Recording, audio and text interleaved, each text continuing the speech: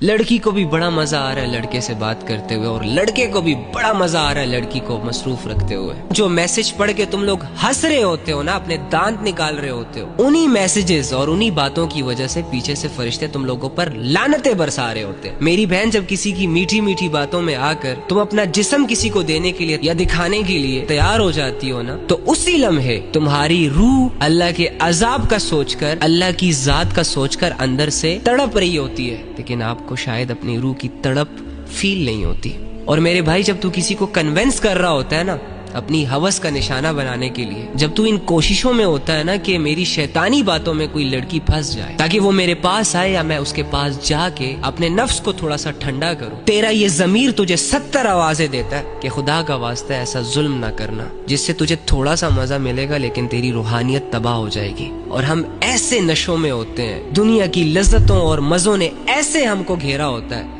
कि ना हम ज़मीर की सुनते हैं, ना हम अल्लाह की परवाह करते हैं, और ना हम अल्लाह की आयतों की परवाह करते हैं। जैसे पागलों को किसी चीज की फिक्र ही नहीं होती, वैसे ही हम अपने आप को पागल साबित करने में लगे हुए हैं। ओ भाई, मर जाना है यार। कितनी जिंदगी होगी तेरी और कितनी जिंदगी होगी मेरी, कितनी बगावतें कर लेंगे, ज्यादा से ज्यादा कितनी ख्वाहिशें पूरी कर लेंगे। आज अगर खुद ना रुके इन गुनाहों से, अल्लाह की नाफरमानियों से, तो कल को मौत ने आकर हमारा ताल्लुक, हमारा रिश्ता हर चीज से काट देना।